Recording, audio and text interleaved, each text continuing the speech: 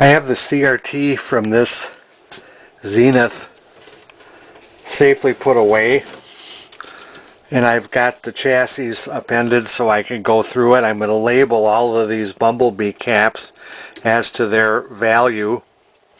Here's something very interesting. Here is a .0033 bumblebee capacitor, probably 600 volts. And it's across the width coil, and in my other set that I had just finished, that was a mica cap across it. It wasn't a typical bumblebee paper cap like this one is. Now in the other set, the capacitor that was on there was leaking, and it was dragging power through the flyback and dragging the B plus way down until it finally was low enough that the filament in the rectifier, the high voltage rectifier, couldn't pass high voltage anymore. It wasn't bright enough, and so high voltage would fail. So this must be original. It didn't call for a mica cap on there, and of course in the service manual it doesn't either. However, I do have a 1000 volt .033 mica cap that I bought. I'm going to put it in there anyways. That's what I'm going to use on there. And here's something else that's interesting. Notice this interesting repair here. This looks like masking tape. Here's a canister. We all know that those are crap. They're junk when they get old. In the other Zenith, in the radio, I had to replace the one that was in there.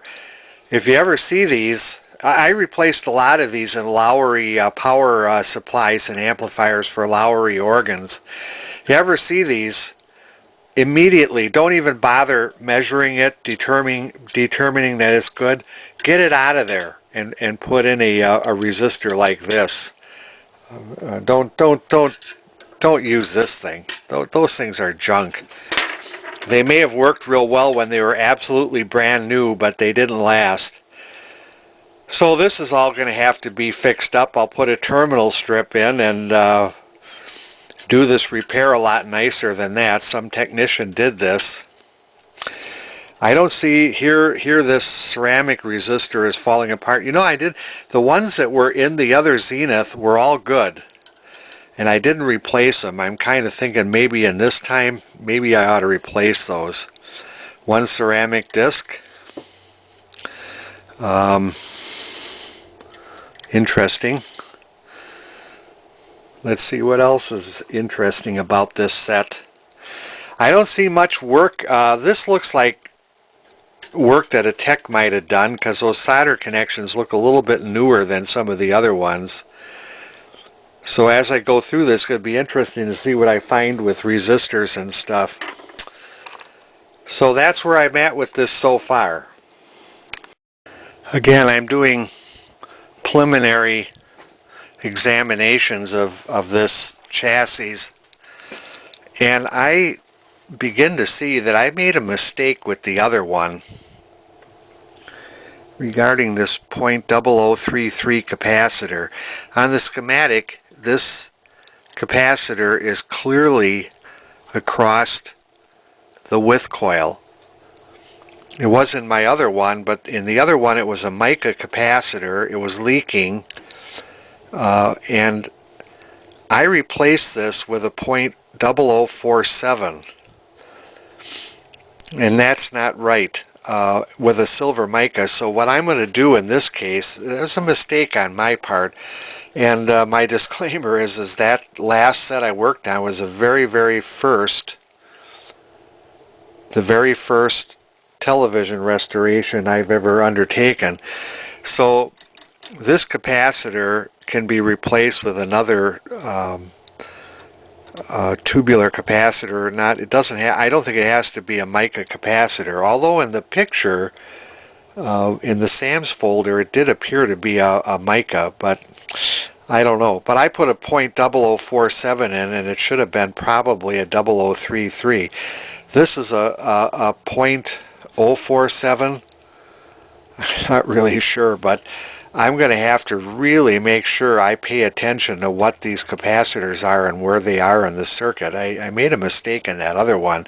The other set works, but it doesn't work, I don't think, as good as maybe if I would put the right capacitor, but I'm not going to pull the chassis on that one to replace that, just not yet. But here's something interesting. Here's the phone vision socket right here. It's in the top of the chassis, and if you look in the schematic, here is where it is. Now on the other one, on the other set I worked on, it was on the back. The phone vision socket was on the back, and the dummy plug that was plugged into it, the jumpers were actual wires that went across from pin to pin soldered in. In this particular case, it's not. The dummy plug apparently has metal plates sandwiched in it that go from pin to pin, because if you look on the schematic, here's the Sam's folder schematic, and I verified it's the same as the Zenith. You can see here's this jumper, this jumper, this jumper, 3 jumpers actually. I'm checking the jumper between pin 8 and pin 1, and I've got 12.5 ohms, and the other ones are even higher. So I suspect that dummy plug is not very good. And anybody that works on these, that's something to pay attention to, is that phone vision plug. If that's not right, it's going to kill circuits in the horizontal circuit. So I'm going to pay a little bit of close attention to that, and I'm also going to make sure that I don't repeat any mistakes like this one I made with this .0033 capacitor. I think I can put just a regular tubular capacitor in here. It'll be just fine. I'm very confused here. I'm on the phone vision plug, adapter plug here. I'm on pin, right now on pins 2 and 3.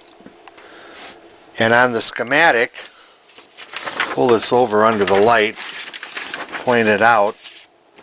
According to this, with the dummy plug in, 2 and 3 are shorted. Now what goes to pin 3?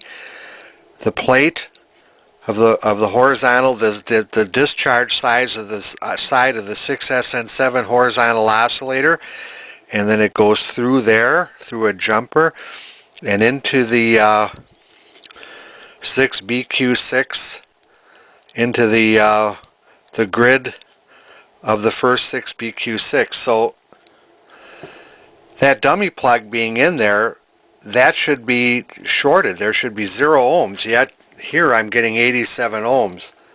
That's very confusing. Now on my other set that I worked on, the phone vision plug was on the chassis in the back, and that dummy plug had wires soldered into it, and to me those wires didn't really look factory. But when I pulled the plug out, I was having trouble with the horizontal kind of flickering in and out. And when I pulled that plug out, I looked at the ends where the soldering was, and the soldering didn't look very good. So I touched that up, and that seemed to have solved that problem. The dummy plug that's in here, I think, has flat metal jumpers between the pins sandwiched between the phenolic. At least that's what I'm thinking. And I'm thinking the other one, the other plug, the other set was the same. But I have a feeling those connections are failing, and so that's why there was wires soldered into the dummy plug that goes in the phone vision socket. So I'm going to pull that dummy plug out of there and verify and find out what that thing is all about. Because if that's not right, this set's never going to work right. You won't have any horizontal deflection. It will really jazz things up. So I'm going to pull that dummy plug out and take a look at it and find out what that's all about.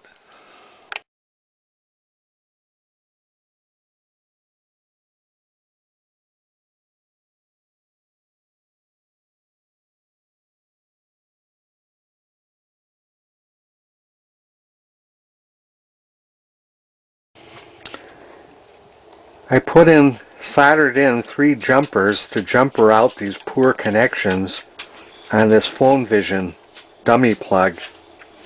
There are 3 jumpers on it, and what they had was these pieces of metal with the pins riveted over that, and probably when it was brand new it made good connection.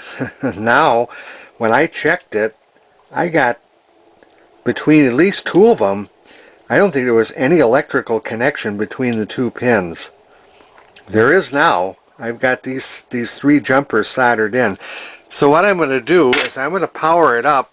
You remember in my last video that you saw nothing on the screen until I shut it off, and then you could see a bit of a raster flickering through. So what I'm going to do is I'm going to bring the power up on this thing now, and just to see if I get anything.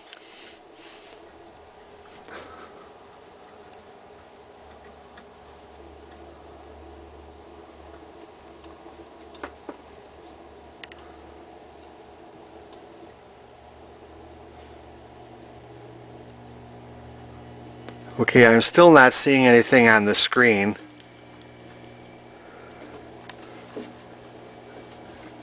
And the brightness is turned up. Yeah, see, there's a little bit. So there's other things wrong with it, but I know that jumper, those jumpers were causing problems. I'm glad I found that and fixed it, but of course there's other problems with this set other than just those jumpers not being there. As I'm pretty sure that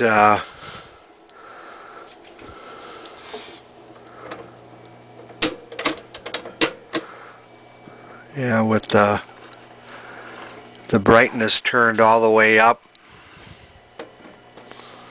there's absolutely nothing on that screen. So I got to go into the circuit and start rebuilding it.